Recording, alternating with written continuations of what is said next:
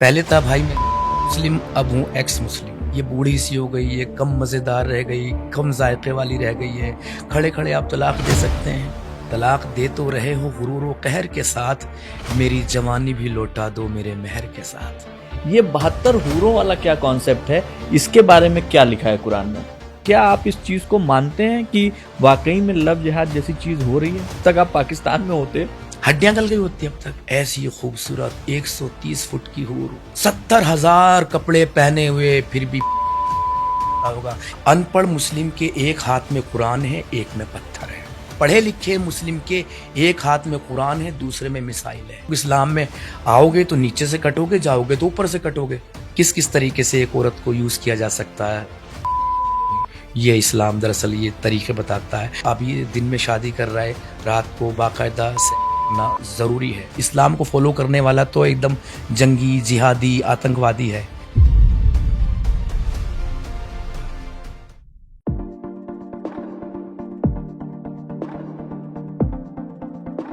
नमस्ते, मैं हूं दिग्विजय सिंह और आप देख रहे हैं बात रस।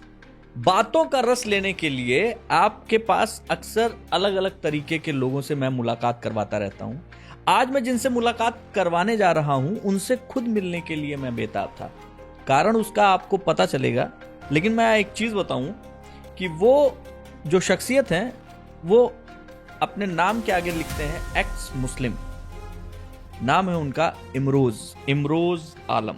बहुत बहुत स्वागत है सर, बहुत बहुत स्वागत है बात रस के लिए। जी आपका बहुत बहुत शुक्रिया, धन्यवाद। सबसे पहला सवाल तो ये है आपसे इमरोज भाई कि एक्स मुस्लिम इमरोज आलम का क्या मतलब हुआ? आपने इस्लाम छोड़ दिया? जी, सबसे पहले तो मैं आपके दर्शकों को, आपके श्रोताओं को नमस्कार प्रणाम कहूँगा और मुझे यहाँ पर बात रखने का मौका देने के लिए आपका मन से आभार। देखिए, एक्स जो लिखना, ये अब लोगों को कहते हैं भाई जब इस्लाम छोड़ दिया तो छोड़ दिया, अब एक्स का मतलब क्या है? भाई एक बात बताओ, दो हस्बैंड वाइफ है, डिवोर्स हो गया, हस्बैंड ने भी कहीं और शादी कर ली, वाइफ ने भी कर ली, लेकिन उनका रिश्ता एक एक्स का रहेगा कि नहीं रहेगा? अच्छा। एक एमपी, एमएलए कोई भी है, वो चुनाव बाद में हार जाए या कभी ना लड़े चुनाव, तो लाइफ टाइम एक्स यानी पूर्व कहलाएंगे नहीं कहलाएंगे? हाँ, मतलब जैसे कोई एक्स मरीन कमांडो है तो उसके आगे लिखा जाता है एक्स मरीन कमांडो। तो अब ये बात इनसे हजम नहीं होती। जब हजम नहीं होती तो फिर मैं कहता हूँ भाई एक्स क्यों लिखते हो? पहले था भाई मैं मुस्लिम, अब हूँ एक्स मुस्लिम। ये इसका क्या मतलब हुआ? मुस्लिम का मतलब ये हुआ, इस्लाम से अल्लाह का डर से निकाल दिया जाए तो इस्लाम कुछ बचता ही नहीं है। बहुत बड़ी बात कह रहे हैं आप। बड़ी बात मैं नहीं कह रहा हूँ, बड़ी बात अल्लाह और अल्लाह का रसूल कह रहा है कि एक के बाद एक शादी पे शादी कर सकते हैं, 7 तक कर सकते हैं। ये तो आम मुसलमान के लिए, बाकी जो खलीफा खलीफा उनकी तो तादाद है, संख्या ही नहीं है। और जो भी आपको लगे ये बूढ़ी सी हो गई, ये कम मज़ेदार रह गई, कम जायके वाली रह गई है, खड़े खड़े आप तलाक दे सकते हैं। क्या था शाहबानों का केस? ये तो था बेचारी सिर्फ और सिर्फ अपनी फरियाद इतनी सी लेकर आई थी कि मुझे एक गुजारा भत्ता बढ़ा दो थोड़ा सा, और उस टाइम पे वो 5,000 रुपये महीना कमाता था उस टाइम पे, जो भी वक्त था। लेकिन नहीं दिया गया क्योंकि इस्लाम में जायज़ नहीं, गुजारा भत्ता नहीं दे सकते। इसलिए वो शेर है ना किसी का, मुझे अक्सर अच्छा लगता है, तलाक दे तो रहे हो गुरूर व कहर के साथ, तलाक दे तो रहे हो गुरूर व कहर के साथ, मेरी जवानी भी लौटा दो मेरे मेहर के साथ। मैं ये जानना चाहता हूँ, ऐसा क्या आपको खराब लगा या ऐसा क्या लगा जिसकी वजह से आपने इस्लाम छोड़ा? देखिए, एक आध चीज होती तो चलो चल जाता। जब गौर से देखा, और ये गौर से भी लॉकडाउन में देखा था, हाँ, तो गौर करने तो मुस्लिम देते ही नहीं है। ख़ास तौर से बड़े बड़े आलिमों का कहना है कि कुरान को अकेले मत पढ़ो और उसके मीनिंग के साथ मत पढ़ो, नहीं तो भटक जाओगे। इनका कहना रिकॉर्डेड बयान है बहुत सारे मौलानाओं के, भटक जाओगे। क्यों भटक जाओगे यार? जब जैसे आप देखें रमज़ान के महीने में तरावियाँ पढ़ाई जाती है 30 दिन, किसी अलग अलग टाइमिंग होती है। किसी मस्जिद में तो एक ही रात का कुरान हो जाता, पूरा पढ़ा देते हैं सुबह फजर तक, और ये किसी में 1 हफ्ते का, 10 दिन का, 15 दिन का, किसी में 1 12 रोज़ पढ़ाते हैं, 30 पारे हो जाते हैं, है ना। अगर उसको जिसकी जो भाषा है, जिसकी जो ज़बान है, उसमें कुरान पढ़ा दिया जाए, रोज़ एक पारा पढ़ाया जा रहा, एक चैप्टर रोज़ पढ़ा दिया जा रहा है, तो फिर 30 दिन जब होंगे ना, मस्जिद में सिर्फ मौलवी रह जाएगा, इमाम और उसके पीछे खड़ा हुआ मुअज्जिन, सब भाग जाएंगे। कैसे बर्दाश्त करोगे? कुरान में जब आएगा सूरह अल बकरा चैप्टर आयत 223, अल्लाह कह रहा है औरतें तुम्हारी खेती है, यानी अननेचुरल हैं आप। कुरान में है, मैं तो आयत नंबर बता रहा हूँ, सूरह अल बकरा चैप्टर उसकी 223 आयत साफ तौर से कह रही है। जब सूरह अहज़ाब की आएगी 50वीं आयत, जिसमें अल्लाह कह रहा है, ए नबी हमने तुम्हारे लिए वो बीवियां हलाल कर दी जिनके मेहर दिए, ठीक है वो तो हलाल हो गई चलो, लेकिन हमने तुम्हारे लिए चाचा की बेटियां, फूफी की बेटियां, खाला की बेटियां, मामा की बेटियां, बेटी भी नहीं बेटियां, वो भी जायज़ कर दी। मतलब इस्लाम में किसी से भी आप शादी कर सकते हैं? सिर्फ एक दूध का रिश्ता छोड़ा और एक सगा रिश्ता एक माँ के पेट से। अब देखिए इसको पूरा कर लूँ, ये हलाल है, चलो ठीक है। और उसके बाद ये देखिए कोई तुम्हारे साथ जो जंग में हिजरत की वो हलाल हो गई है। कोई लड़की चाहे तो नबी को कह सकती है हिबा लफ्ज़ आया, यानी कि मैं आपको गिफ्ट करना चाहती हूँ अपने आप को, ये भी कर सकती है। और फिर आगे कह रहा अल्लाह कि ये एजाज़ व इकराम, ये ख़ास तोहफ़ा, ये गिफ्ट सिर्फ तुम्हारे लिए है, आम मुसलमानों के लिए नहीं है। तो ये जो सवाल था मैं दोबारा कर रहा हूँ, क्या इस्लाम में शादियाँ जो हैं वो आप किसी से भी कर सकते हैं अपनी सगी सिस्टर को छोड़कर, या ऐसा कुछ है कि चाचा की? देखिए मोहम्मद साहब की कोई सगी बहन नहीं थी, शायद मेरे ख्याल से इसीलिए रिश्ता बचा रह गया। और हलीमा दाई जिन्होंने दूध पिलाया था इनको, कहीं नहीं आता उसकी भी कोई खूबसूरत बेटी थी, वरना ये रिश्ता भी ख़त्म हो गया होता, क्योंकि उन्होंने मुंह बोले रिश्ते ही हराम कर दिए। आप किसी को बहन, बेटी, आंटी, फूफी, मम्मी कुछ नहीं बना सकते, बनाने के बाद आप शादी कर सकते हैं। हमारे प्यारे प्यारे आका हज़रत मोहम्मद सल्लल्लाहु अलैहि वसल्लम को एक बच्चा पसंद आया, जैद। उसे पूरे गांव, पूरे शहर, कस्बा जो भी रहा उसके सामने हाथ पकड़ के कबूल किया, से मेरा बेटा है। फिर उसकी अपनी कज़िन सिस्टर से शादी करा दी। फिर एक दिन वो पसंद आ गई आपको, डिवोर्स करा के ख़ुद से शादी कर ली। और कुरान के इसी सूरह अहज़ाब की 40वीं आयत आ गई, मोहम्मद तुम मर्दों में से किसी का बाप नहीं। जब कुरान पहले से लोहे महफूज पे रखा था, वहाँ महफूज था, तो जब अपना बेटा बनाने जा रहे थे तभी हज़रत जिब्राइल ने जो वही लेकर आते थे, उन्होंने हाथ क्यों नहीं पकड़ लिया, ये नबी क्या करने जा रहे हो तुम तो बेटा इसको बना ही नहीं सकते, तुम तो किसी के। और मज़े की बात ये, इससे ही मज़े की बात ये हंसी आती है, वो किसी के बाप नहीं है और उनकी सारी बीवियां हमारी माएँ हैं। तो ऐसे रिश्ते को क्या कहेंगे जो एक्सेप्ट ना करें। इसमें एक चीज़ और प्रोना चाहूँगा, पॉडकास्ट शायद थोड़ी सी लंबी हो जाए तो 2 बार में भी शेयर कर सकते हैं आप। तो इसमें मज़े की बात ये कि पहले थी वो बहन ज़ैनब, जैद की बीवी, फिर वो बन गई बहू, अब वो बन गई बीवी। ये कुरान के हिसाब से बता रहे हैं? कुरान के हिसाब से तो आयत उतरी ना, उससे कुरान से साबित है, इसको तो वो नहीं करते। अब बताइए, जब उनकी सारी बीवियां हमारी माएँ हैं तो जैद की फिर वो माँ कैसे बनेगी? जो बीवी थी अब उसको माँ बना दिया। आप जिस तरीके से जो है अपनी बात रखते हैं इमरोज भाई, आपकी बातों से मुझे ऐसा लगता है कि आपको धमकी बहुत मिलती होगी। इतना बेबाक अंदाज में आपने, और जो आप कोट कर रहे हैं, चाहे वो सच है, आपके हिसाब से सच है, अगर वो सच भी है तो भी सच सुनना, इतना कड़वा सच लोग सुनना नहीं चाहते। अरे भाई फिर ये लिखा हुआ क्यों है? अब हदीसों कह देते हैं नहीं ये तो ज़ईफ़ है, कुरान की आयत उसे तो इनकार नहीं कर सकते, काफिर हो जाएंगे। अब ज़ईफ़, अरे भाई ये इतने सालों से बोले, मोहम्मद साहब के ये तो 250-300 साल के बाद लिखी गई, माना लिखी गई, तो भाई कभी तुमने इनको हटाया क्यों नहीं?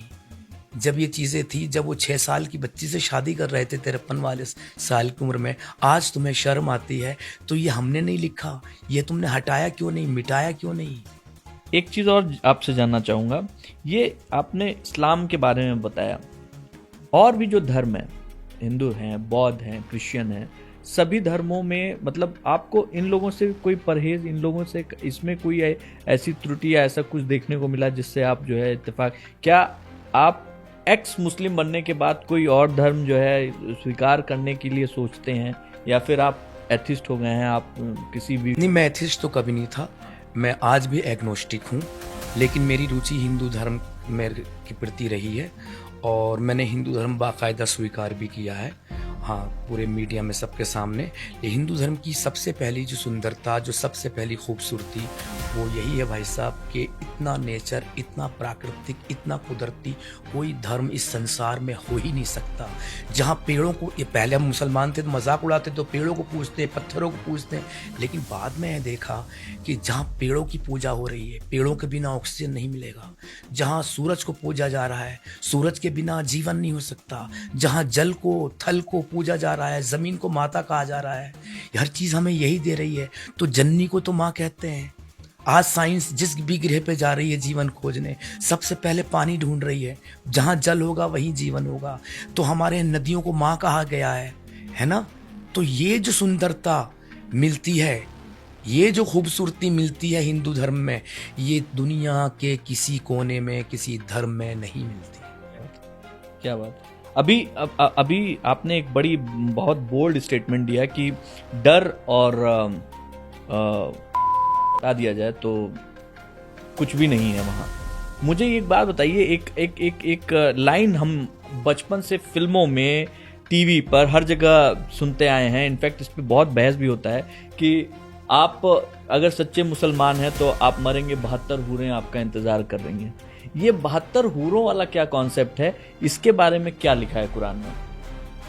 देखिए सर, यही तो आर है इनका, जो आर रोना है इनका, आर यही तो है। ये 72 हूरें, यहाँ भी कितनी कितनी शादियां कर लो, बीवियां रख लो, यहाँ भी मजे लो, और मरने के बाद वहाँ भी 72 इंतज़ार कर रही हो। 72 की जो बताई है इन्होंने मौलानाओं ने, रगों में एकदम झंझनाहट सी दौड़ जाती है। ऐसी खूबसूरत 130 फुट की हूर, चलो 130 फुट की है तो आपका भी कद मेरे ख्याल से 130 की होगी, तो 131-32 का आपका भी होगा, है ना। इस पे मजाक उड़ाने का सब्जेक्ट नहीं है। कई लोग मजाक उड़ाते हैं, फिर क्या करोगे तुम उसके सामने खड़े होके, चलो तुम्हारा भी कद ऐसा होगा। 130 फुट की हूर, 70,000 कपड़े पहने हुए, फिर भी होगा सामने नजर आ रही होगी, 70,000 कपड़े पहने हुए। और जब आप उसके साथ जाएंगे, वन शॉट 70 साल का होगा। ये लिखी हुई सारी हदीसों में है। हाँ होगा। और जैसे ही आप उससे हटेंगे, फिर वो अपने कुंवारे, जब आप नजर डालेंगे दूसरी, अरे बाप रे ये तो इससे भी ज्यादा खूबसूरत है, फिर उसके साथ लग जाएंगे, जाके उससे हटेंगे, अरे बाप रे ये तो उससे भी ऊपर दर्जे की है। अब ऐसे ही चलता रहेगा और उन हूरों की सरदारनी होगी जिस पे हमारी मुस्लिम माँ बहनें खुश होती है, हम उनकी सरदारनी होंगी, यानी एक के बाद एक अंदर कमरे में भेज रही होगी। मैं अक्सर पूछता हूँ, सरदारनी मतलब उनकी जो पत्नियां हैं, यहाँ पे जो बीवी हैं वो सरदारनी होगी। ओ, अब ये भी वहाँ 4-4 शादियां कर लेते हैं, तो सरदारनी बनने के लिए मेरे ख्याल से लड़ाई चलेगी। नहीं मैं बनूंगी, या वोटिंग सिस्टम चलेगा, क्या चलेगा कुछ पता नहीं। तो जब मैं इन महिलाओं से खुश होती है हम सरदारनी बनेंगे, तो मैं इनसे एक बात पूछता हूँ, तुम्हारे यहाँ काम वाली बाई आती है? बोले हाँ। क्या अपने हस्बैंड का चक्कर चलने दे सकती हो उससे? बोले कैसी बात कर रहे हो? मैंने, यार तुम उसकी सरदारनी तो हो, जब यहाँ गवारा नहीं तो वहां गवारा कैसे? सब बात तो आप बड़ी पते की कर रहे हैं। एक सवाल मेरा इससे भी है। अभी कुछ दिनों पहले एक इस तरीके का केस, खैर केस तो बहुत सारे हैं, एक केस आया जिसमें एक लड़का जो दूसरे समुदाय का था, वो राखी बंधवाता था लड़की से, और फिर कुछ दिनों बाद उसने जो है इजहार कर दिया। हाँ, इजहार कर दिया, फिर जो है चीजें सेक्टर के कौन सा नगर ये? यस यहीं पे दिल्ली में हुआ। तो उसके बाद जब वो इजहार के बाद फिर वो मना हुआ या जो भी है, मैं ये जानना चाह रहा हूँ, क्या ये सारी चीजें, मतलब ये कुछ इस तरीके की चीजें, ये लव जिहाद के अंदर जो आती हैं, क्या आप इस चीज को मानते हैं कि वाकई में लव जिहाद जैसी चीज हो रही है? देखिए, इस्लाम में मैंने पहले कहा ना, मुंह बोले रिश्ते हराम है। तो आप किसी को बहन जैसा कोई रिश्ता ही नहीं है। तो उसने राखी बांधी। उसने ये आपके चैनल के माध्यम से भी सबसे कहना चाहूँगा, आगे हाथ जोड़ के अपनी जो भी गैर मुस्लिम, जो नॉन मुस्लिम्स में आती हैं हमारी बहन बेटी हैं, मुसलमानों के कभी राखी ना बांधे, क्योंकि आपने उसको भाई बना लिया। इस्लाम में भाई बहन जैसा कोई कॉन्सेप्ट ही नहीं है। हाँ, अगर सच में वो लड़का तुम्हें बहन मान रहा है तो वो उस लड़के की खूबसूरती है, ना कि इस्लाम की। आपने कहा लव जिहाद। पहले मैं भी सोचता था यार प्यार कैसे जिहाद हो सकता है, लेकिन नहीं, लव जिहाद का मतलब लेकिन हमारी सरकारों को गुमराह कर दिया, नाम बदल के मिला, इसलिए लव जिहाद नहीं। अब्दुल अगर अपनी रियल आइडेंटिटी से आए, अपनी असली पहचान से आए कि मैं अब्दुल हूं, तो भी लव जिहाद है। आप पूछेंगे ऐसा कैसे है? वही ना भाई, लव जिहाद इसलिए है, जैसे ही वो शादी की बात चलेगी, सबसे पहले उसका धर्मांतरण होगा, उसका इस्लाम में आना होगा उसको, वरना तो रिश्ते नाजायज़ हो जाएंगे। इस्लाम में आना होगा, उसका नामकरण होगा। आज से उसके माँ बाप जो हैं काफिर हो चुके हैं, गैर मुस्लिम हो चुके हैं। अब उसकी ड्यूटी बनती है अपने माँ बाप, भाई बहनों, तमाम अजीज रिश्तेदारों को समझाए, इस्लाम में लाए। वो नहीं आ सकती, वो नहीं आ सकते इस्लाम में, तो आज से बाद उनसे ताल्लुक़ नहीं रख सकती, दोस्ती नहीं रख सकती, क्योंकि इस्लाम खून के सगे रिश्तों का भी खून कर रहा है। चैप्टर सूरह तौबा की 23वीं आयत कह रही है, मेरे पास भी है, कि खून के सगे रिश्ते, जब बाप भाई बहन ये इस्लाम से फिर जाएं तो उनसे दोस्ती ना रखो। अगर दोस्ती रखते हो तो तुम जालिम हो अल्लाह की नज़र में। अब इस्लाम के अकॉर्डिंग वो उनसे ऐसे रखना चाहे रख लें, लेकिन अल्लाह की तरफ से वो गुनाहगार है कि काफिरों से ताल्लुक़ रख रही। साफ तौर से कुरान में लिखा हुआ कितनी जगह पर, काफिर अल्लाह के दुश्मन है, तो अल्लाह के दुश्मनों से दोस्ती। अब उसे वैसे रहना है। अब चलो मान लिया यहाँ भी लड़के लड़कियां भाग के भी चले जाते हैं, कभी सूरत भी नहीं दिखाते, है ना, नहीं रखना चाहते ताल्लुक़ मत रखो, ऐसे भी कह सकते हैं। लेकिन नहीं भाई साहब, जैसे ही वो इस्लाम में आई तो अब पूरी पैक हो गई, बुर्का मिल गया, नेल पॉलिश हराम है, लिपस्टिक हराम है, खुशबू लगाई पराए मर्द को पहुंच गई, उसकी सुगंध वो भी हराम है। मोहम्मद साहब ने तो कहा कि औरत की आवाज़ भी औरत है, हाँ, आवाज़ भी किसी गैर मर्द को नहीं जानी चाहिए, हाँ। और वो साड़ी नहीं पहन सकती, वो जीन्स की पैंट नहीं पहन सकती, और पैरों में बिछिया नहीं पहन सकती, और तो और सबसे छोटी सी चीज़, एक माथे पे बिंदी भी नहीं लगा सकती। गैर मुस्लिमों का कोई भी तौर तरीका नहीं अपना सकती, वरना तो वो काफिर हो गई। ये काफिर शब्द जो है वो आपका अपना एक YouTube चैनल है, उसका नाम आपने रखा है ईमान वाला काफिर, इमरोज आलम। हाँ, उसमें बताना चाहूँगा, उस पे गिरगिट का लोगो लगा हुआ है, ईमान वाला काफिर, आई से ईमान वाला काफिर। वो इसलिए कि गिरगिट का लोगो तो बता दो, क्योंकि गिरगिट को मारना इस्लाम में बड़ा सवाब है। आपने नहीं सुना होगा आज तक किसी के गिरगिट ने काटा है ना, चींटी काट लेती है। एक बार कुछ चींटू को मान लेता, कि सांप बिच्छू को मान लेता कि सवाब। यार गिरगिट ने क्या बिगाड़ा था इस्लाम में, इसको मारना सवाब है। अच्छा, इसको मारना सवाब है। अब जाहिर सी बात है, मैं एक्स मुस्लिम हूँ, एक्स मुस्लिम को अरबी में कहते हैं मुर्तद, और मुर्तद की एक ही सज़ा, सरतन से जुदा। तो मैंने भाई जिस दिन तुम मुझे मार दोगे तो डबल सवाब मिलेगा, वो गिरगिट भी उस दिन से मर जाएगा, यानी चैनल भी मेरा और मैं भी। मतलब मुझे ऐसा लगता है अगर अब तक आप पाकिस्तान में होते तो हड्डियां गल गई होती, अब तक हड्डियां भी गल गई होती। पाकिस्तान किसी भी देश में होता इस्लाम का। अच्छा, एक चीज और मजे की बात बताऊंगा कि जब मैंने देखा कि यार मुर्तद की सजा सरतन शुदा, ऐसा क्यों भाई, इस्लाम छोड़ नहीं सकते, क्योंकि इस्लाम में आओगे तो नीचे से कटोगे, जाओगे तो ऊपर से कटोगे, हर हाल में कटना है। तो अब मैंने पूछा कि यार सज़ा क्यों है ये जान से मार देने की। मैंने शियाओं का, सुन्नी का, बरेलवियों का, देवबंदियों का, वहाबियों के, सब मौलानाओं की तकरीरें सुनी। सब में एक बात कॉमन थी कि उसने गद्दारी की है इस्लाम से, गद्दार की सज़ा मौत है।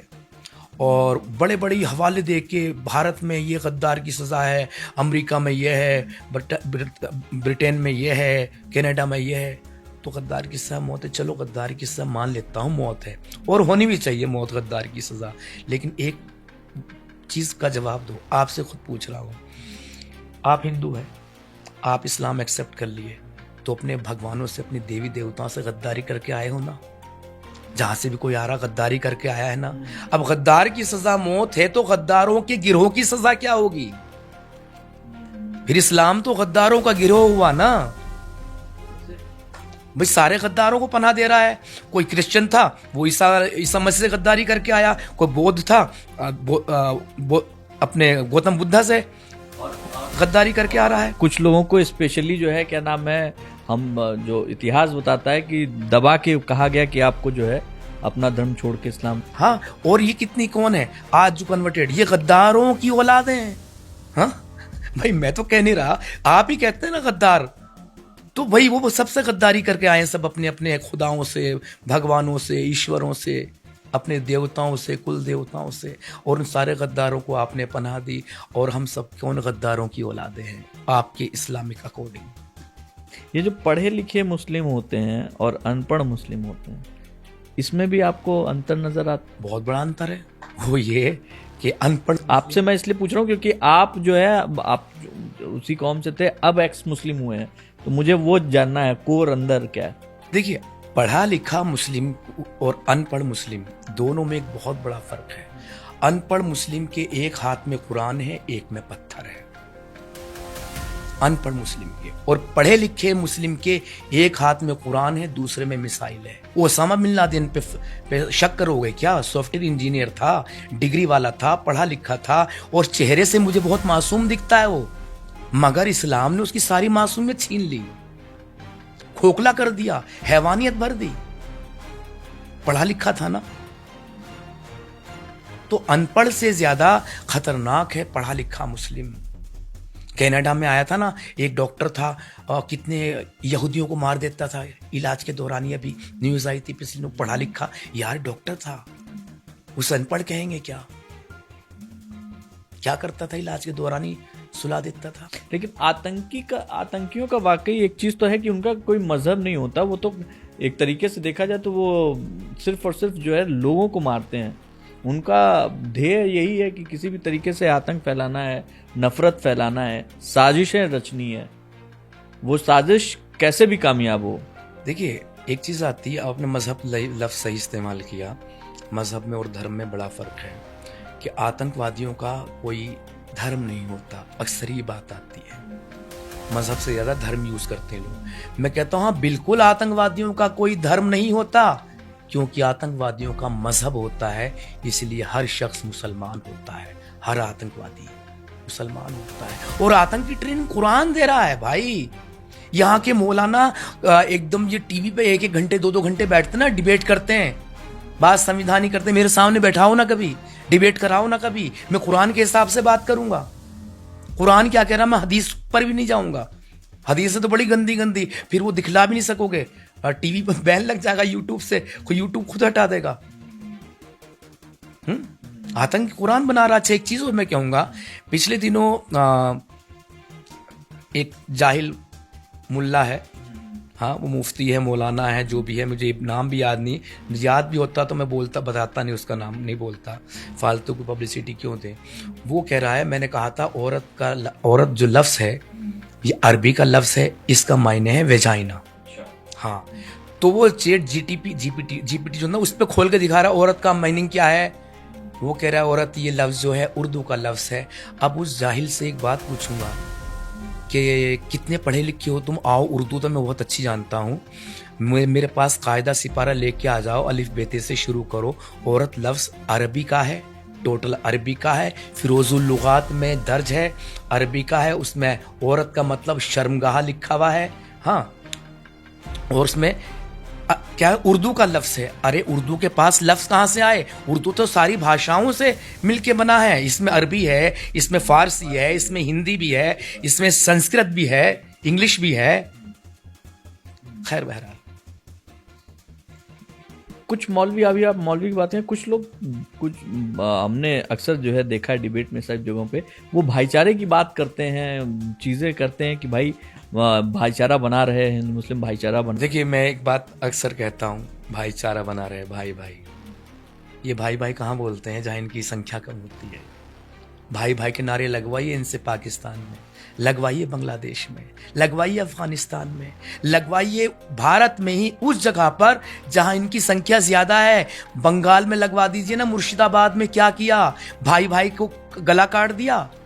जहां इनकी जनसंख्या कम है वहां ये भाई भाई हैं, वरना तो सच्ची बात तो ये अपने भाइयों के भी भाई नहीं है। तू शिया, तू सुन्नी, तू बरेलवी, तू वो, तू करते हुए, थू करते हुए आपस में एक दूसरे का सर काटने लगते हैं। खून का इतना प्यासा मजहब है ये, जहां इसे मुसलमान नहीं काफिर नहीं मिलता गला काटने के लिए, वहां मुसलमान ही मुसलमान के खून का प्यासा हो जाता है। जब इनसे बात आती नहीं जी तो पाकिस्तान का मसला, अरे पाकिस्तान का मसला क्या, वो एक्स भारतीय हैं सारे मुसलमान।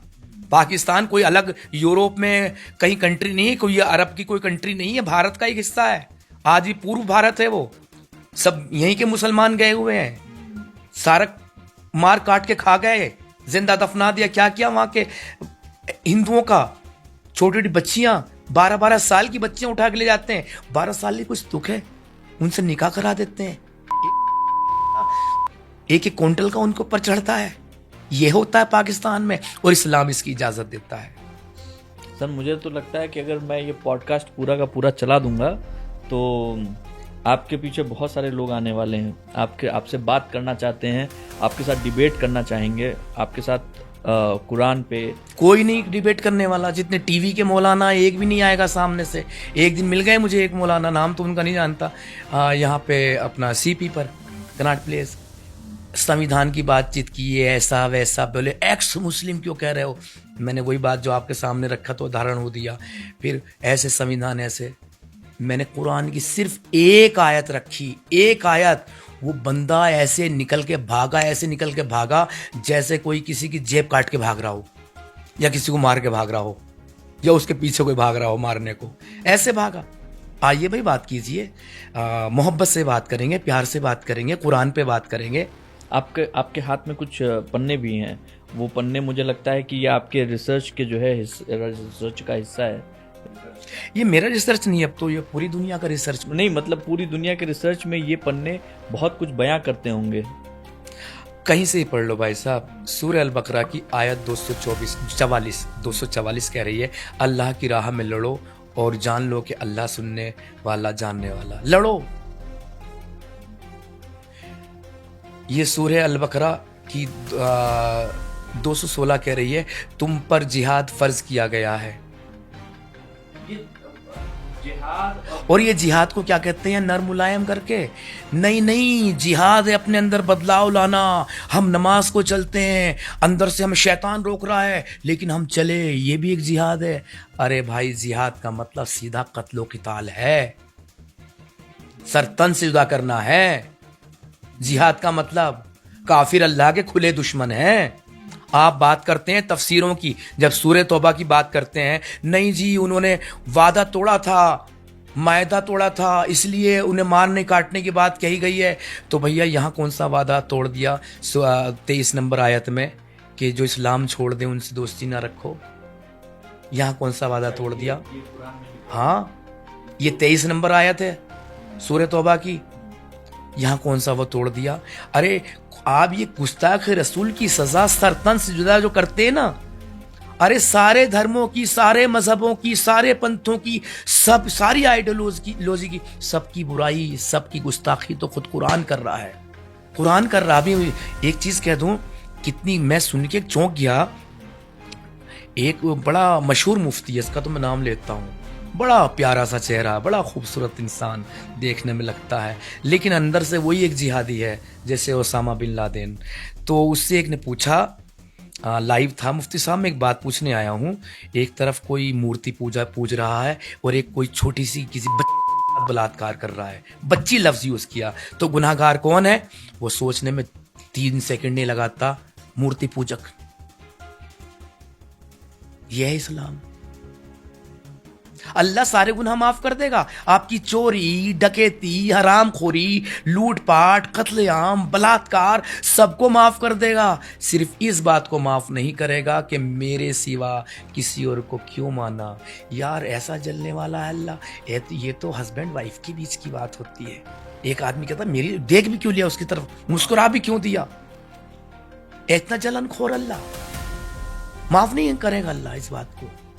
एक सवाल हलाला पे है, ये इस हलाला शब्द को जो है थोड़ा डिफाइन कीजिए, क्या है ये और ये क्यों है? देखिए, जो भी हलाला कुछ सूरह अल बकरा में आई है, जो भी हलाले की उससे इनकार करता है, बहुत सारे लोग कहते नहीं हलाला हराम है, अल्लाह के रसूल ने तो लानत भेजी हलाला करने वालों पर। मैं भी कहता हूँ बेशक लानत भेजी है, लेकिन कैसे लानत भेजी है? पहली बात तो अगर लानत भेजते तो अल्लाह के रसूल कुरान से बड़े बन जाते, अल्लाह से बड़े बन जाते। हालांकि बड़ा इन्होंने बना रखा ऑलरेडी, अल्लाह की गुस्ताखी बर्दाश्त कर लेंगे, मोहम्मद की नहीं करेंगे। ठीक है, तो किस किस तरीके से एक औरत को यूज़ किया जा सकता है, ये इस्लाम दरअसल ये तरीके बताता है। आपने अपनी बीवी को तलाक दे दी, बाद में आपको अफसोस हुआ, हाँ ये मुझसे क्या हो गया, उस समय ऐसा कर दिया, अब वो आपके लिए हराम हो चुकी है, नाजायज़ हो चुकी है, अब उसे किसी और के साथ शादी करनी है, फिर वो तलाक देगा तो निकाह होगा। तो ऐसे जो अभी दिन में शादी कर रहा है, रात को बाकायदा करना ज़रूरी है, फ़र्ज़ है, और सुबह को तलाक दे दो, तो अल्लाह के रसूल ने इस हलाले को ऐसा हलाला करने वालों पे लानत भेजी अल्लाह की, कि नियत से तुम हलाला कर रहे हो कि कल तलाक दे दूंगा, यह हलाला हराम है, लानत है ऐसे लोगों पे।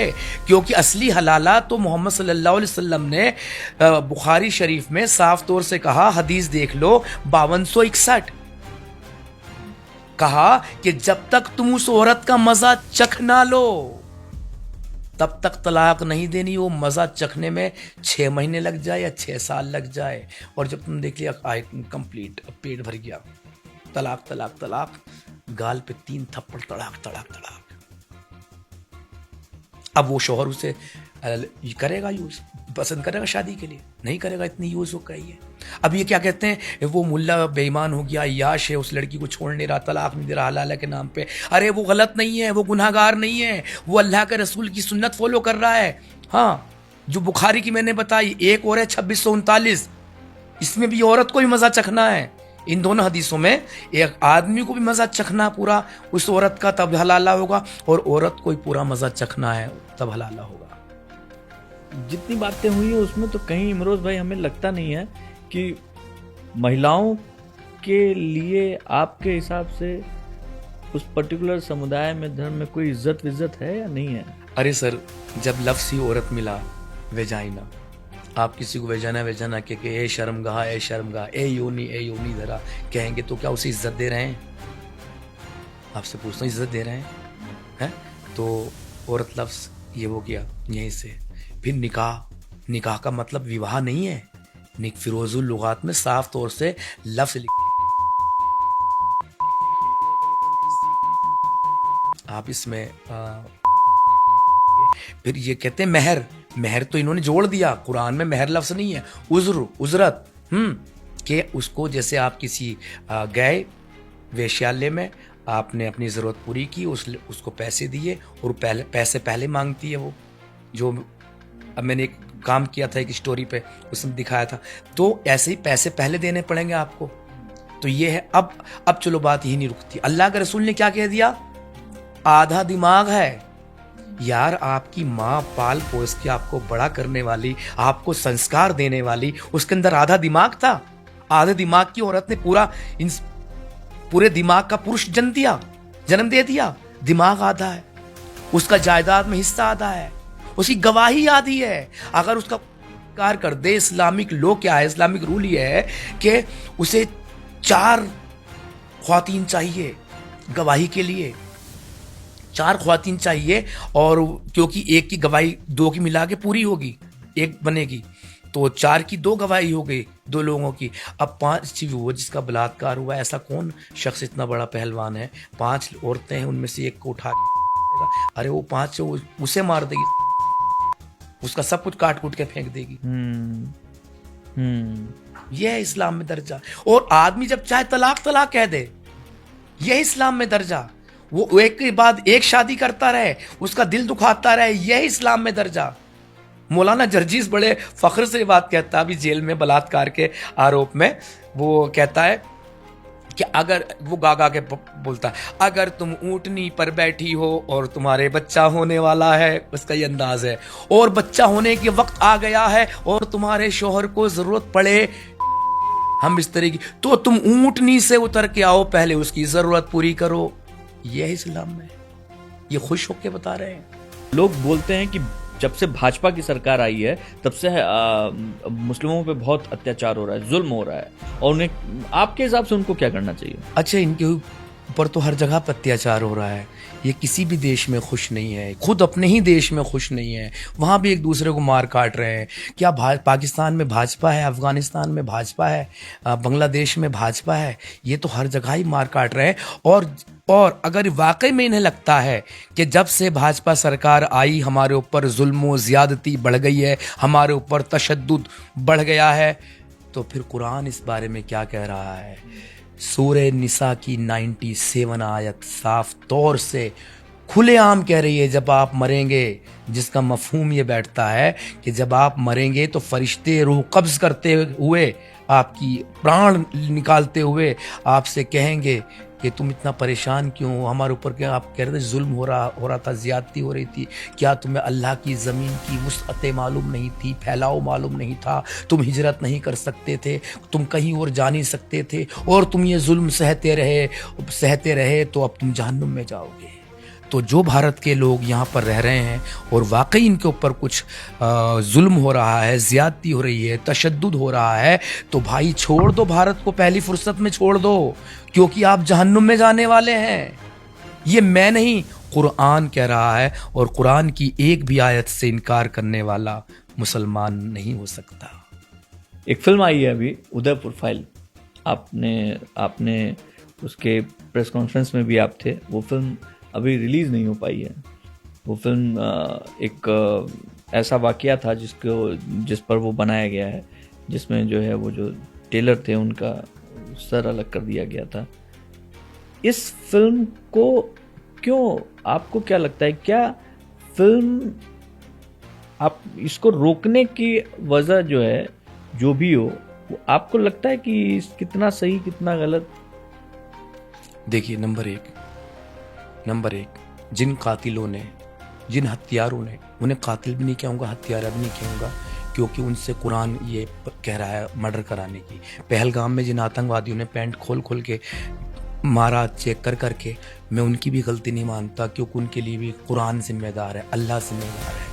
हाँ, ये सब कुरान करा रहा है, काफिरों को मारना काटना। यहाँ के नहीं, पाकिस्तान के मौलाना बिल्कुल साफ तौर से बोलते हैं, खुलेआम बोलते हैं, क्योंकि उन्हें किसी का डर नहीं, मेजोरिटी में है, वो कम नहीं है, भाई भाई के नारे लगाए, जो उनकी तादाद बहुत है।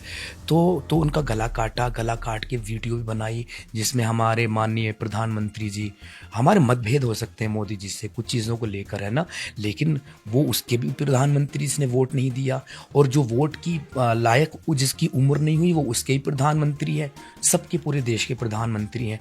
तो गला काटने के बाद मोदी जी को भी धमकी दे रहा है, तुम्हें भी ऐसे मारेंगे, ऐसे काटेंगे, और खुलेआम सब वीडियो पड़ी है, वीडियो बना के इन्होंने डाली है। सबसे पहले तो इस देश का दुर्भाग्य क्या कहूँ, उन कातिलों को जमानत मिल जाती है। अगर यही कन्हैया लाल दर्जी, अगर ये होते दुबई में किसी इस्लामिक स्टेट में होते और मारने वाले चाहे मुसलमान होते, तो क्या वो छूट गए होते? उनका भी सर तनसुदा कर दिया होता, फांसी पे लटका दिया होता, और उनको जमानत मिल जाती है। और जमानत भी कौन, यही दिलाते हैं, ये मदनी, हाँ, ये मदनी दिलाते हैं जमानत भी, यही पैसा इकट्ठा करते हैं, यही चंदा इकट्ठा करते हैं, उन जिहादियों को बाहर निकालते हैं। और कल तक सबके सब कह रहे थे हम कन्हैया लाल के साथ हैं, हम उसके बच्चों के साथ हैं, उनकी फैमिली के साथ है, लेकिन जैसे उदयपुर फाइल आई और सबका सच का सच, दूध का दूध, पानी का पानी दिखाने के लिए तो अपनी औकात पर उतर आए। ये अलतकैया कर रहे थे। ये अलतकैया किसे कहते हैं मालूम है? अलतकैया इसे कहते हैं काफिरों को बहलाओ फुसलाओ, झूठ बोलना कि नहीं जी ऐसा नहीं है, तुम तो मेरे भाई हो, लेकिन जहां मौका लगेगा भाई का से कहते हैं या तो कलमा पढ़ ले, वरना सरतान से जुदा हो जाएगा। इसे कहते हैं अलतकैया। ये कल तक जो रो रहे थे, आर कर रहे थे कन्हैया लाल जी के कातिलों के साथ, हाँ, हम इनके फैमिली के साथ खड़े, हम कहाँ गया इनका भाईचारा, कहाँ गया? भाई जब फिल्म में गला कटते दिखाया, बहुत अच्छे एक्टर हैं अपने ये विजयराज जी, हाँ, तो उन्होंने रोल किया, वहां तो विजयराज का गला कट रहा है ना। जब गला काटने पर वीडियो पर प्रॉब्लम नहीं है तुम्हें, तुमने क्योंकि खुद वो वीडियो आज ही पड़ी है, कितने लोग आए। अगर वाकई में ये जिहाद पसंद मुसलमान ना होते तो जेल से छूटते ही उसको पत्थरों से मार मार के कुचल कुचल के मार देते कि ऐसे कातिलों को के लिए समाज में जगह नहीं है। बस इन्हें इसलिए फिल्म रोक रहे हैं ताकि कहीं हिंदू गलती से जाग ना जाए। इन्होंने तो कश्मीरी फाइल को भी रोकने की कोशिश की, हालांकि जितना दिखलाना चाहिए था उस फिल्म में उतना नहीं दिखाया इसे, फिर भी जितना छोटा सा बस एक इन्फॉर्मेशन तक ही है। इन्होंने तो विरोध किया था केरला स्टोरी पर भी, जो कि सच है, देखने को मिल रहा है ना। एक जिहादी झांगुर बाबा कौन है ये दिख रहा ना, साबित हो रहा है ना, केरला स्टोरी साबित हो रही ना, सही। हाँ, अब ये कहीं हिंदू जाग ना जाए, लेकिन हिंदू अगर जाग गया, जागने का मतलब जितने कट्टर मुसलमान हैं, अगर इनसे आधा भी कट्टर हो गया हिंदू अगर जाग गया तो मुसलमानों के लिए एक ही नारा गूंजेगा पूरे भारत की फजाओं में, भारत की हवाओं में, कि जाग जाओ, यानी छोड़ दो सब चीजें, जाग जाओ या फिर भाग जाओ, जागो या फिर भागो। आपको लगता है कि कि अभी जिस तरीके से अभी भाजपा काम कर रही है, जिस तरीके से सरकार काम कर रही है, वो तरीका ठीक है काम करने का? योगी जी जिस तरीके से काम, भाई देखो, मैं योगी जी का तो फैन हूँ। हाँ, और जैसे हमारे मोदी जी के भाषण हुआ करते थे जब सीएम की पोस्ट पर थे, जो कांग्रेस से सवाल करते थे, आज इस पद पे बैठने के बाद वही सेम सवाल कांग्रेस भी इनसे कर रही है। अगर हमारे योगी जी भी फिर ऐसे ही हो गए इस सीट पर बैठने के बाद, तो भाई फिर मेरा दिल तो टूट जाएगा। इसलिए योगी जी सीएम, वो पीएम ना बने, और बने पीएम तो मेरी तो इच्छा है बने, और बनते हैं तो जो आज है हमारे योगी जी, वही वाले योगी जी रहे, वही वाले योगी जी रहे। आपकी नजर में इमरोज भाई सच्चा मुसलमान कौन है? जो जितना बड़ा आतंकवादी है। सपोज एग्जाम्पल, सबसे सच्चा मुसलमान कौन है आज की तारीख में? तालिबानी, अफगानिस्तान के सबसे सच्चे मुसलमान है जो कुरान पे चल रहे हैं। इनसे सच्चा मुसलमान कौन हो सकता है? शरिया लो ला रहे, लागू कर दिया, भाई यही तो सच्चा मुसलमान है। जितना पक्का, जितना सच्चा मुसलमान होगा उतना ही बड़ा आतंकवादी होगा, उतना ही बड़ा दहशतगर्द होगा। भाई ये देखिए, यहाँ के ये दरअसल दो इस्लाम के दो पार्ट है, एक मक्की एक मदनी। मक्की वो है, मक्की के हो या मक्खी के हो, मक्की वो है जब मोहम्मद सल्लल्लाहु अलैहि वसल्लम मक्का में थे और कोई ताकत नहीं थी, कोई पावर नहीं थी, फिर हिजरत की, मदीना गए, फिर जब इस्लाम पावर में आया, मदनी इस्लाम, फिर जब वजूद में आए मोहम्मद सल्लल्लाहु अलैहि वसल्लम, तो फिर सबका वजूद ही मिटा दिया, फिर खून की नदियां बहा दी। ये है इस सबसे अच्छा सच्चा मुसलमान।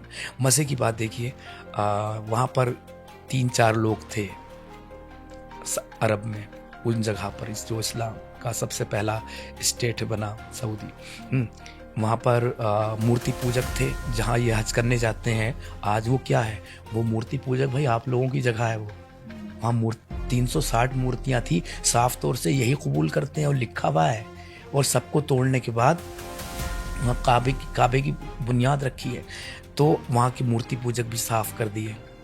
वहाँ के यहूदी, अब मज़े की बात बता रहा था ये कि यहूदी ईसाइयों को मारते थे, ईसाई यहूदियों को मारते थे, और ये दोनों मिलके मूर्ति पूजा हराम है, ये मूर्ति पूजकों को मारते थे। जब इस्लाम आया तो मूर्ति पूजक क्या, यहूदी क्या, ईसाई क्या, सबको मार मार के काट काट के ख़त्म कर दिया।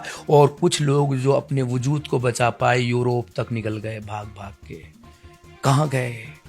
जहाँ ये बढ़ जाते हैं इस्लाम के अकॉर्डिंग कोई और दीन, कोई और मज़हब, कोई और धर्म, किसी और आइडियोलॉजी को मानने वाला इस दुनिया में नहीं है, उसे जीने का ही अधिकार नहीं है। ये जो हम लोग बातें करते हैं, हिंदू मुस्लिम सिख ईसाई आपस में हैं सब भाई भाई, इस स्लोगन पे आप विश्वास करते हैं? सर देखिए, मैंने अभी कही थी ये बात, जब अपने भाइयों के भाई नहीं है तो आपके कैसे भाई हो सकते हैं? आपस में एक दूसरे के गले काटते हैं, ये साबित करने के लिए सबसे सच्चा मुसलमान कौन, जन्नत का हकदार कौन? हाँ, कैसे कैसे हो सकते हैं आपके भाई? हाँ हाँ, एक हिंदू अपने आप को भले भाई कह ले, मैं तुम्हारा भाई हूं, लेकिन मुसलमान अगर वाकई में आपको मुसलमान अपना भाई मानता है, ये नहीं कहूँगा सारे मुसलमान इस्लाम को फॉलो करने वाला तो एकदम जंगी जिहादी आतंकवादी है, लेकिन अगर वाकई में कोई आपको भाई मान रहा है अपना और जंग छिड़ गई हो हिंदू मुस्लिम, उस वक्त भी आपका गला ना काटे, तो वो उसकी खूबसूरती है, उसको मौका है गला काटने का, उसकी खूबसूरती है। ये देखिए हज़रत अबू बकर जो मोहम्मद साहब के दामाद भी है ना, आयशा के अब्बा जान, जंग के दौरान ये कहते हैं जब इनका बेटा इस्लाम में नहीं आया था तो कहते हैं कि अब्बा हुजूर जो भी कहा हो, अपने वालिद जो भी कहा हो कि आप मेरी तलवार के सामने कई बार आए, मुझे कई बार मौका मिला, लेकिन मैंने इसलिए छोड़ दिया कि आप मेरे बाप हैं। लेकिन वहीं अबू बकर क्या कहते हैं, कसम उस पाक ज़ात की इसके कब्जे में मेरी जान है, जो भी समथिंग ऐसी कुछ कसम खाते हैं, अगर तू मेरी तलवार के नीचे आ जाता तो मैं नहीं छोड़ता तुझे, मैं काट देता। ये है भाईचारा। आपको जीने का अधिकार नहीं है।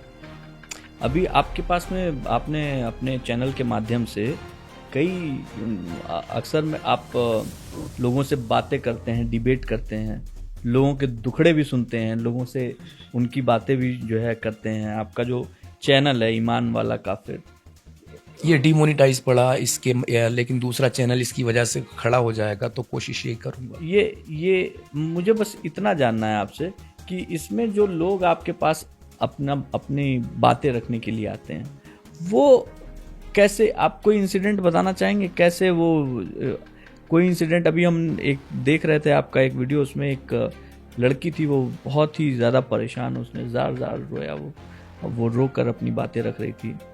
कल की तो बात ही है,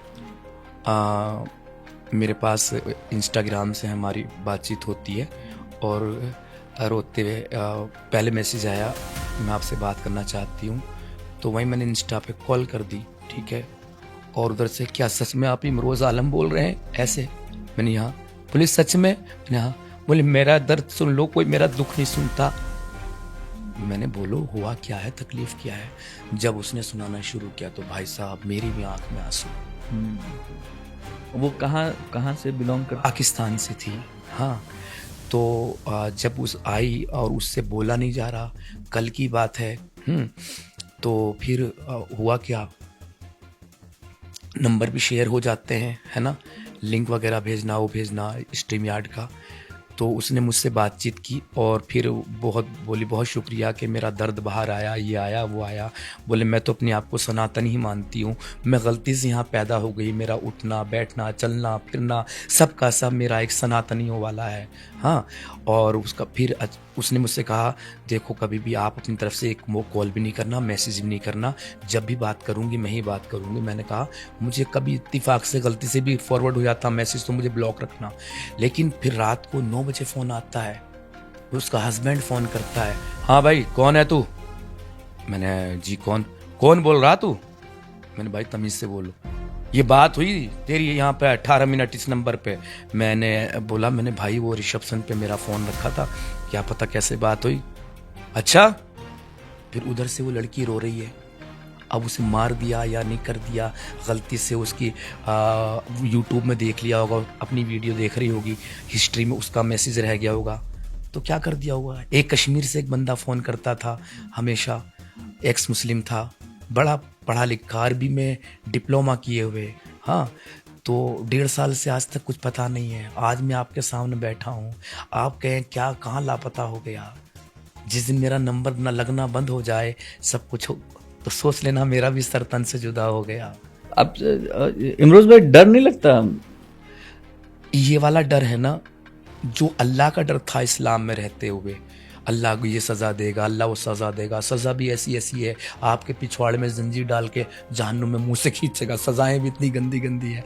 तो वो जो था ना जहन्नुम का अजाब, कब्र का अजाब, ये वे वो जो डर था ये डर तो कुछ भी डर नहीं है साहब, मरना तो आपको भी है मुझे भी।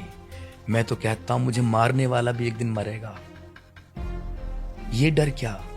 हाँ बस एक बात कहता हूँ जिहादियों, तुम्हारे यहाँ झटका हराम है, हलाल करते हो, जैसे मुर्गे बकरे काटते हो, धीरे धीरे तड़पा तड़पा के मारते हो, लेकिन मेरे लिए एक बार झटका स्वीकार कर लेना, उड़ाओ तो एक ही झटके में गर्दन उड़ाना फटाक से। अब मुझे ऐसा लगता है इमरोज भाई, हम लोग जो बातचीत किए वो बहुत बेबाक बातचीत किए, और उम्मीद करते हैं कि बहुत सारे सवाल आने वाले हैं इस पॉडकास्ट को ऑन एयर करने के बाद। बहुत सारे सवाल। मैं एक चीज़ और बोल दूं आपको, जैसे मेरा नंबर पब्लिक है, कोई भी शख्स कोई भी इस्लाम पर बात करना चाहता है तो मुझसे प्लीज़ कृपया करके एक तो गालियाँ देना देखो बंद कर दो। मेरी माँ बहन को तुम गालियाँ देते हो, माँ तो इंतकाल कर गई, मेरी माँ तहज्जुद गुजार थी, तहज्जुद तक की नमाज़ पढ़ के सोती थी। मेरी बहन आज भी मुसलमान है, मेरे पापा भाई सब मुसलमान हैं जो कि मुझसे रिश्ता नहीं रखते, और तुम उनको गाली देते हो, अपने मुस्लिमों को गाली देते हो। जब मेरी माँ बहन को गाली देते हो तो तुम अपनों को गाली दे रहे हो, वो तो मुझसे कोई रिश्ता नहीं रखते।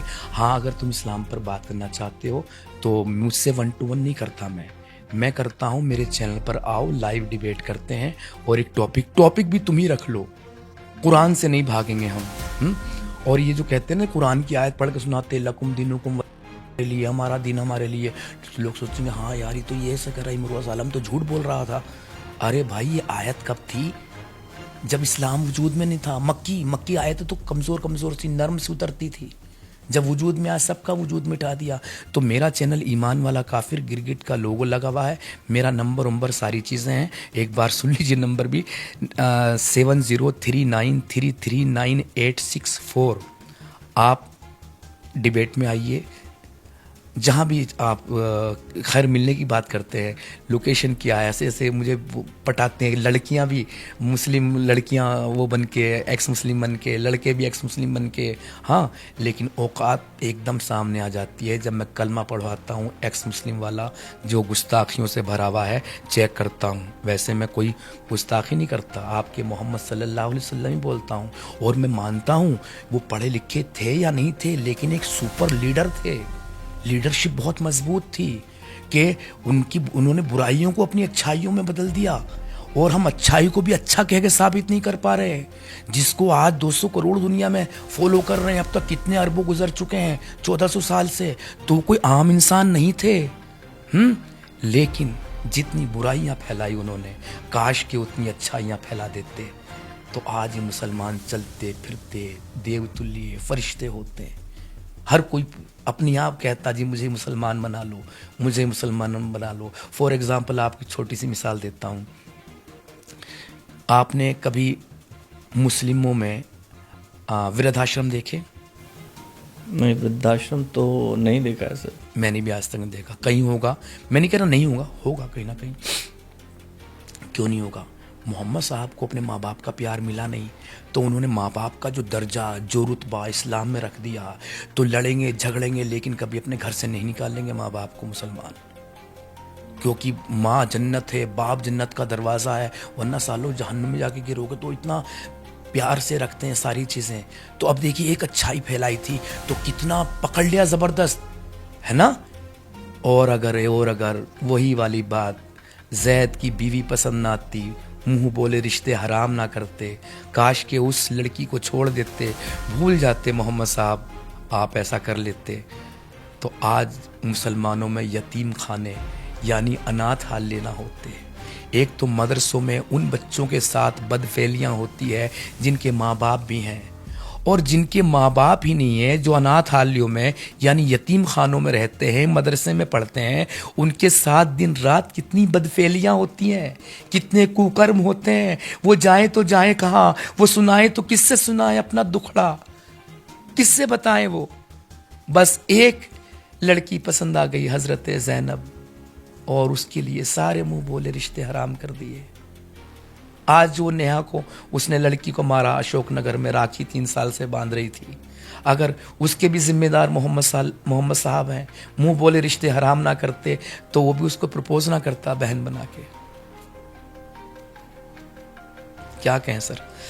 बस ये मैं ये नहीं कहता तुम इस्लाम छोड़ दो।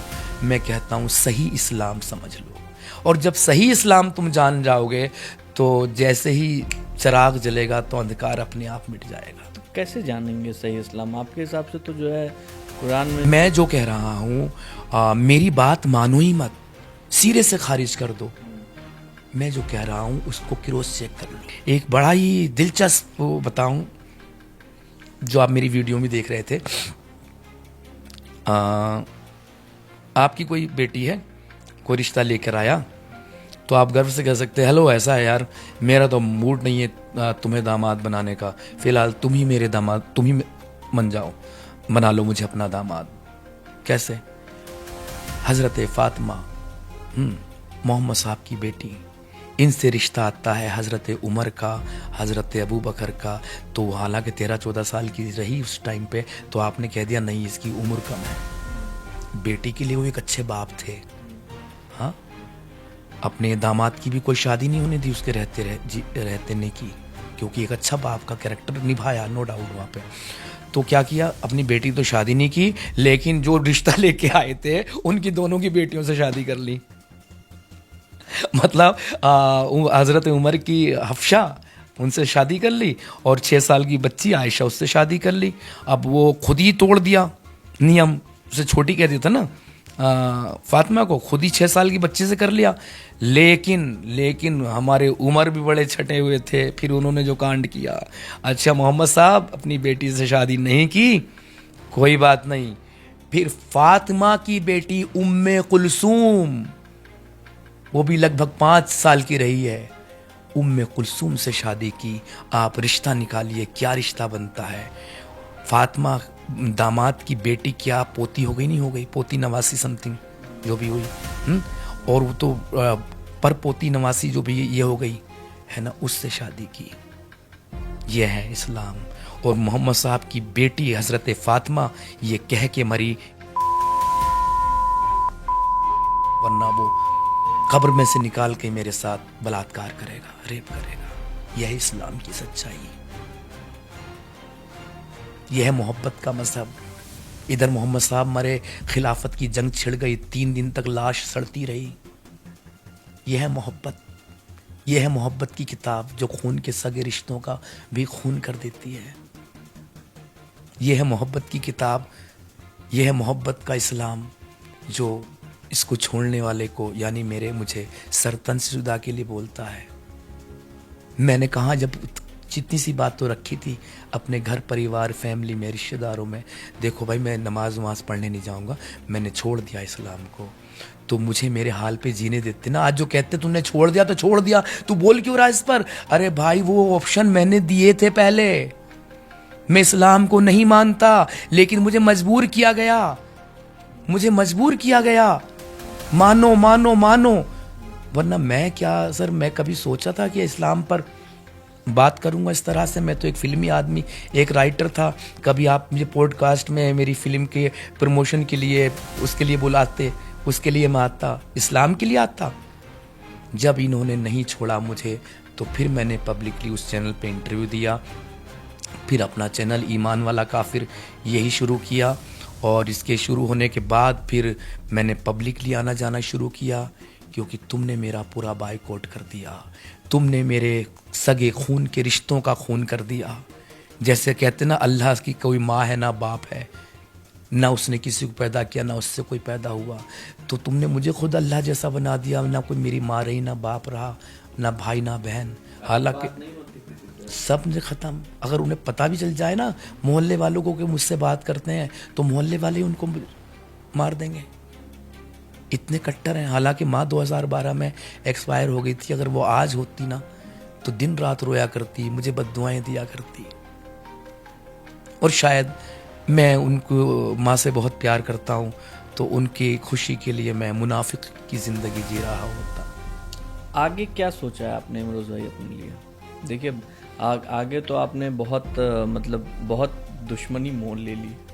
जो आपकी बातें हैं, जो चीज़ें हैं, जो सच है आपका, आपके सच से बहुत लाखों नहीं करोड़ों लोग इत्तेफाक नहीं रखेंगे, लेकिन आप अपने सच पे मैं तो कहीं कहा रहा मेरे सच से तुम इत्तेफाक रखो। मैं तो बस इतना कह रहा हूँ, मैं जो बोल रहा हूँ उसे क्रॉस चेक कर लो। तो आगे अब क्या सोचा है? देखिए सर, मैंने प्लानिंग छोड़ दी है लाइफ की। हाँ, बनना तो कुछ और था। बन के एक राइटर डायरेक्टर बन के बैठता, आपके सामने बात करता, लेकिन एक्स मुस्लिम बन के बैठा हूँ, इस्लाम पर बात कर रहा हूँ। आगे मेरा मकसद है, मुझे ऐसे लोग मिले, ऐसे फंडर मिले जो कहे लो ये पैसे हैं, इन्हें तुम फेंक दो देश के लिए। तो मुझे मदरसा फाइल भी बनानी है, क्या क्या होता है। मुझे इस्लाम की रियलिटी की कई फिल्में बनानी है। वो हालांकि सेंसर बोर्ड उन्हें पास नहीं करेगा, ये भी मालूम है। OTT प्लेटफॉर्म भी उनको नहीं लेंगे, अमेज़ोन वगैरह वगैरह, ये नेटफ्लिक्स वगैरह ये भी नहीं लेंगे। मैं उसको फ्री ऑफ कोर्स रखूँगा। जाओ डाल दी यूट्यूब पे, सब डाउनलोड कर लो, क्या पता शाम तक ये डिलीट कर दे यूट्यूब। और बांटो, देखो, भेजो, घर घर पहुँचाओ, फ्री ऑफ कोर्स। अभी फिलहाल कोई किताब विताब पढ़ रहे हैं? मैं किताब लिख रहा हूँ, मैंने इस्लाम क्यों छोड़ा, और उसकी शुरुआत जो की मैंने बहुत एकदम बच्चे जैसी छोटी छोटी बातों से, लेकिन जैसे से आगे बढ़ती जाएगी वैसे से खूंखार और ख़तरनाक होती जाएगी। भाई ये भी है, ये भी, ये भी, ये भी। तो उस किताब पे मैं काम कर रहा हूँ। नाम कुछ और भी हो सकता है उसका, मैंने इस्लाम क्यों छोड़ा। एक सुल्तान हैरिस जी हैं इधर, पाकिस्तानी एक्स मुस्लिम हैं, ऑस्ट्रेलिया में रहते हैं। मैंने सबसे पहले उन्हीं को सुना था। हाँ, वरना तो मैं सोच रहा था मैं यार मुनाफिक बन के रहूँगा, मेरी आइडियोलॉजी का, मेरी सोच का तो कोई भी इंसान नहीं है। लेकिन जब सुल्तान हैरिस और गालिब कमाल एक वो भी एक्स क्रिश्चियन है, पाकिस्तानी है वो भी, तो भाग के उन्होंने भी कहीं रहते हैं, जान बचाई, तो दोनों साथ में काम करते थे। जब मैंने देखा यार सुल्तान हैरिस ये तो मेरी इसी बात कर रहा है, ये एक्स मुस्लिम लगा रहा, कुछ एक्स मुस्लिम भी होता है, तो तब पता चला हाँ यार अभी इससे जब इसे छोड़ दूंगा तो फिर एक्स मुस्लिम हो जाऊंगा। इमरोज़ भाई, मैं आपका बहुत बहुत शुक्रिया अदा करता हूँ। बेबाक तरीके से आपने अपनी बात रखी, और बात रस में आपके अगर बहुत सारे सवाल होंगे ज़रूर देखने वालों के, मैं आपको कमेंट बॉक्स खुला छोड़ रखा हूँ, आप इस पर कमेंट कर सकते हैं। नंबर जो है वो आपके पास में पहुँच चुका है इमरोज़ भाई का, फिर से दे देता हूँ। ईमान काफिर वाला, ईमान वाला काफिर, इसको ध्यान में रखिएगा। ये इमरोज़ भाई से बात करनी है तो आप सीधे ईमान वाला काफिर पे पहुंचिए, डायरेक्ट मिलेंगे। और प्लीज़ उसमें लाइक कीजिएगा और अच्छे अच्छे कमेंट कीजिएगा, क्योंकि हमारे प्यारे प्यारे मोमिन भाइयों ने इतनी रिपोर्ट मार रखी। पिछले 1.5 साल से मैं डीमोनेटाइज चैनल चला रहा हूं, और उस अच्छे कमेंट करेंगे तो क्या पता यूट्यूब को तरस खा आ जाए और मोनेटाइज कर दे, वरना कभी भी उड़ भी सकता है, ये भी हो सकता है। बिल्कुल, हम इसका पार्ट 2 ज़रूर करेंगे और बहुत जल्द करेंगे। थैंक यू सो मच अपना समय देने के लिए। बहुत बहुत शुक्रिया, और आप दर्शकों को भी बहुत बहुत आभार व्यक्त करता हूँ।